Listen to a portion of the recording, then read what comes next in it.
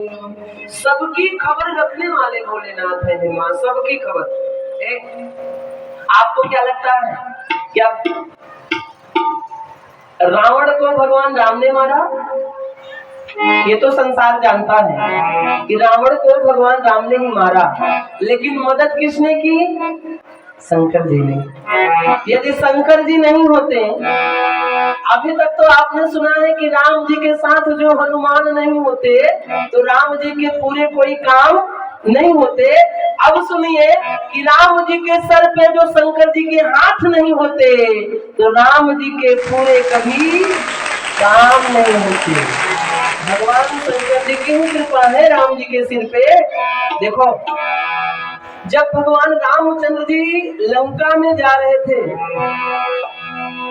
तो लंका में जाने से पहले भगवान राम जी ने कन्याकुमारी में भगवान शंकर जी की स्थापना की है कि नहीं की?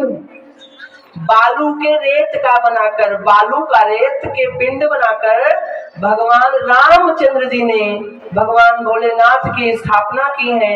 राम जी ने स्थापना की है, इसलिए वहां का नाम क्या पड़ा? रामेश्वरम। क्या नाम पड़ा? रामेश्वरम।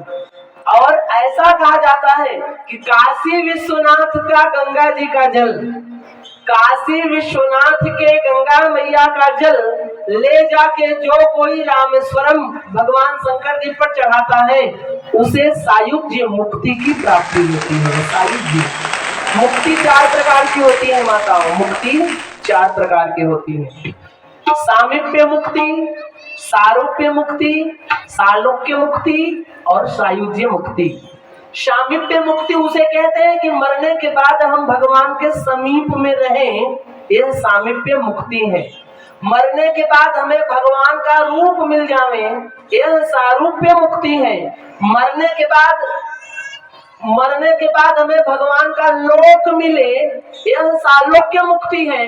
और मरने के बाद हमारा आत्मा भगवान में ही समा जाए, यह सायुज्य मुक्ति है।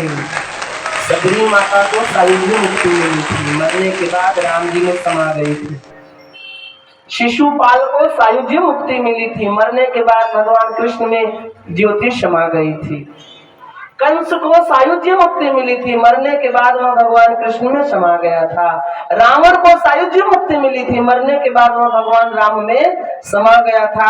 सायुज्य मुक्ति का अर्थ यह होता है कि परमात्मा में ही समा जाना, परमात्मा का ही स्वरूप बन जाना, स्वयं परमात्मा ही बन जाना, आत्मा ही परमात्मा बन जावे, यही सायुज्य मुक्ति है।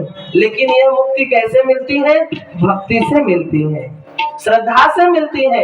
जब तक भक्ति नहीं होगी, जब तक श्रद्धा नहीं होगी, तब तक यह मुक्ति मिलने वाली नहीं है। आप लोग तो बात कहते हो ना, भक्ति बिना उद्धार नहीं खुना जा, भक्ति बिना उद्धार नहीं खुना जा। भक्ति कहते किसे? मंदिर में आने को भक्ति कहते हैं क्या? पूजा करने को भक्ति कहते हैं क्या? माला फूल अक्षत चढ़ाने को ही भक्ति कहते हैं क्या? जल चढ़ाने को ही भक्ति कहते हैं क्या?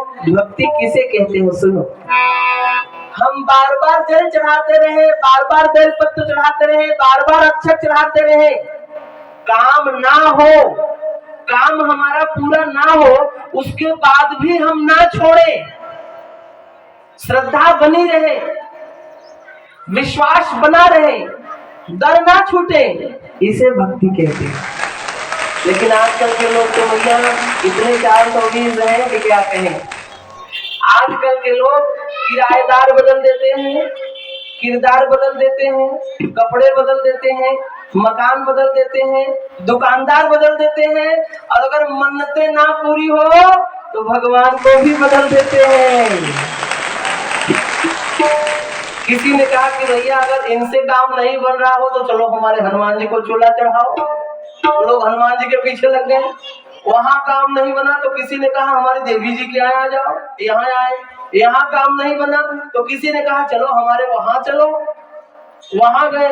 वहां काम मतलब है कि कुल मिला के आदमी का मन भटक रहा है, और जब तक मन भटकेगा तब तक जीवन में स्थिरता नहीं आने वाली है।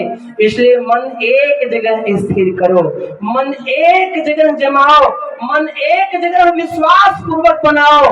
भगवान भोलेनाथ कहते हैं विश्वासो फलदायक, तुम्हारा विश्वास फलदायक होगा, लेकिन अगर तुम श्रद्धा के साथ आओ तो, विश्वास के साथ आओ तो। मेरी चौखट पे आना तेरा काम है और तेरी बिगड़ी बनाना, लेकिन कैसे?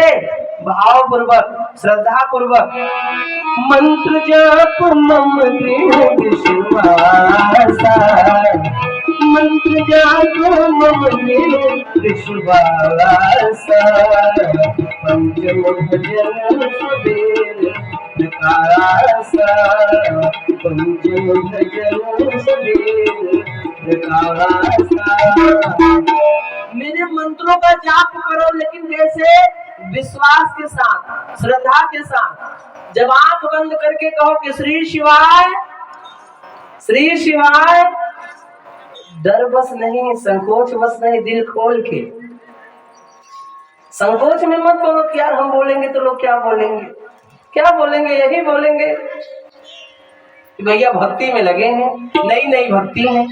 नई नई भक्ति को पुरानी बना दो, दृढ़ बना दो, मजबूत बना दो, तो जो आज बोल रहे हैं आपसे पीछे पीछे कल में भी बोलना शुरू कर देंगे। श्री शिवाय, श्री शिवाय, श्री शिवाय। और मैं गारंटी पूर्वक कहता हूं मां, अगर आपने लगन से, श्रद्धा से, भक्ति भाव को दृढ़ बनाकर, प्रबल बनाकर भगवान भोलेनाथ की सेवा कर लिया, तो भगवान भोलेनाथ आपको निराश नहीं होने देंगे। ऐसी ताकत है भोलेनाथ में। आप जिन्हें साधारण पत्थर समझ रहे हैं वो पत्थर नहीं है। आप जिन्हें साधारण पत्थर समझ रहे हैं वो पत्थर नहीं है। पत्थर कौन?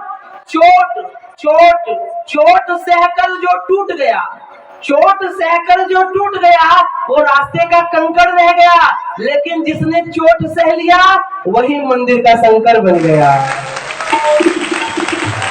मुझे लगता है यही हमारी और आपके भी साथ में है। हमारे और आपके ऊपर भी चोट आती है और चोट सह लिए, जिसने चोट सह लिया वो तो शंकर बन गया, और जो चोट पाकर टूट गया फिर वो तो कंकड़ बन गया। अब एक बात याद रख लेना, अगर घर के अंदर रहने वाली मूर्ति टूट जाती है तो लोग उसे घर से निकाल के बाहर फेंक देते हैं। अगर आप भी अपने आप को टूटा हुआ समझ लिए तो लोग घर से निकाल के बाहर फेंक देंगे। अपने आप को टूटा हुआ ना समझो, अपने आप को दृढ़ समझो, अपने आप को मजबूत समझो। यदि आपका विश्वास प्रबल है तो दुनिया आपकी पूजा करेगी।